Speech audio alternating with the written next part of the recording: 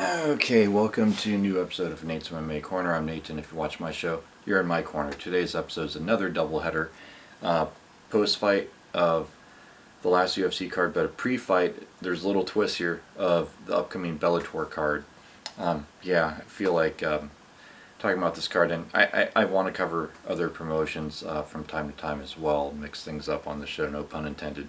But this is a post-fight of the last UFC card and a pre-fight of the upcoming Bellator card. So with predictions, of course. So I'm just going to cover the main and co-main in the Bellator card. But anyways, so on UFC 262, the post-fight, to kick off the main card, we had a featherweight clash with Edson Barboza versus Shane Burgos. Edson Barboza won KO punches round 3, and it was an ecstatic back and forth fight up until the finish.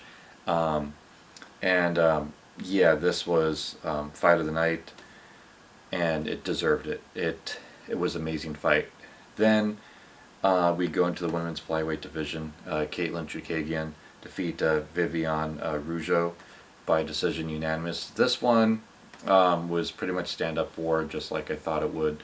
But Caitlin, she did enough to win the fight in the judges' scorecards, and it was a fun fight.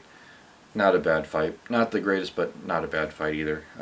Then we went into a catchweight bout at 137 against Rogerio Bondarin versus Matt Schnell. And this was Bondarin winning decision unanimous. And this was 30-27 on 2 of the judges, 29-28 on the 3rd judge. This was a close fight. I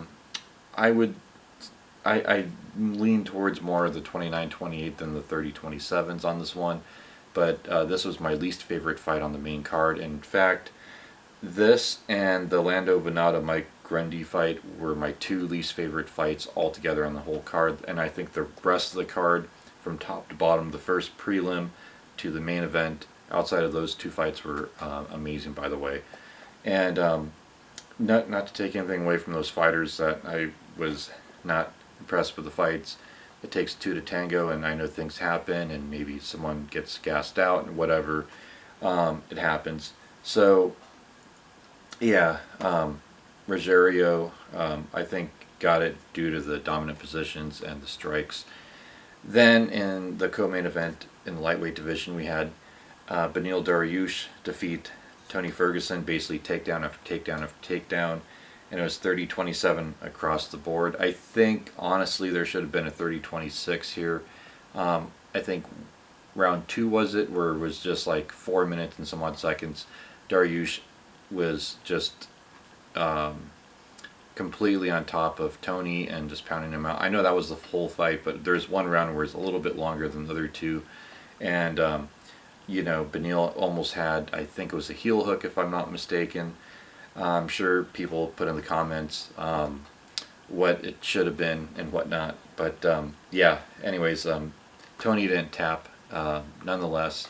And Tony's still a warrior, and he's still one of my favorite fighters. And so is Beneil. I'm a fan of both these guys. And I hope Tony comes back from his losing streak. And best of luck to Beneil Dariush. I hope he continues in all his success. And then we go into the main event for the UFC lightweight title, for the vacant UFC lightweight title. Charles Oliveira going up against former Bellator lightweight champ Michael Chandler.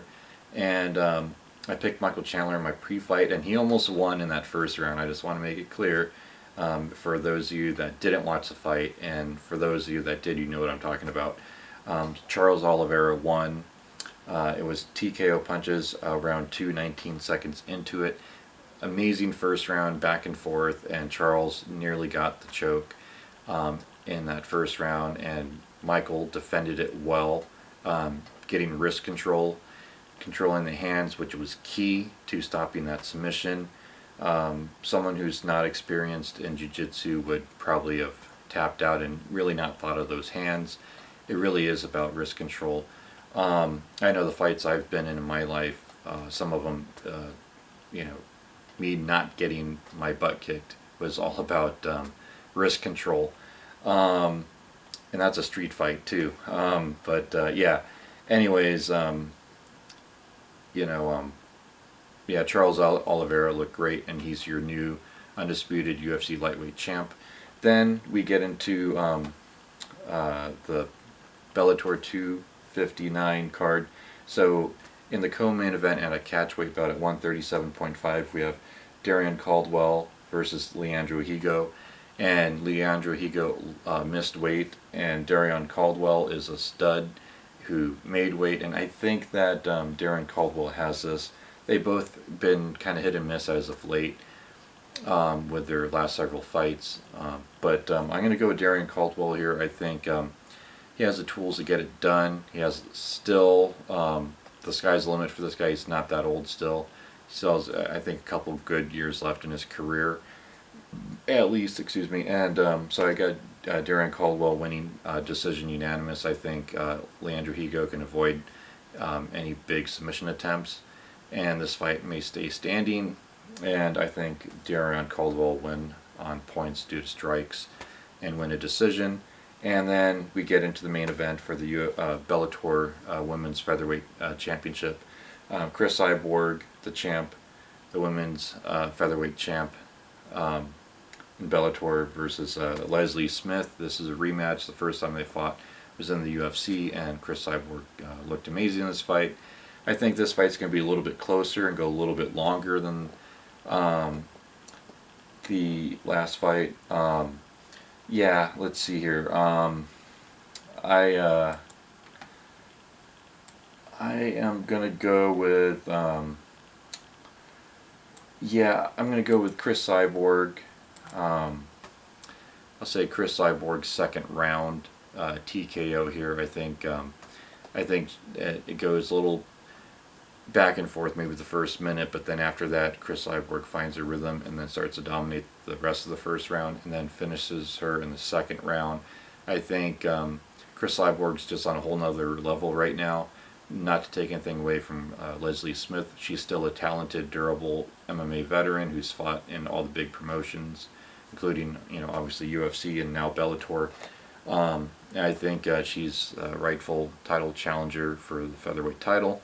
But I think Chris Cyborg gets it done. Her strikes and her ground game and everything has just been looking amazing lately in her last several fights since going to Bellator. So I think she gets another win here, and this is going to be a good fight for the fans. So there you have it. There's my predictions on this card. Stay tuned for my pre-fight show for UFC Fight Night, Rob Font versus Cody Garbrandt. In the bantamweight division, I believe. I know Cody's said that he's going to wanted bantamweight still, but Cody wants to do a flyweight title fight down the line, and this Rob Font is been a bantamweight for a while, and so is Cody, it's going to be a fun fight for the fans. And so stay tuned for that pre-fight episode. Until then, see ya.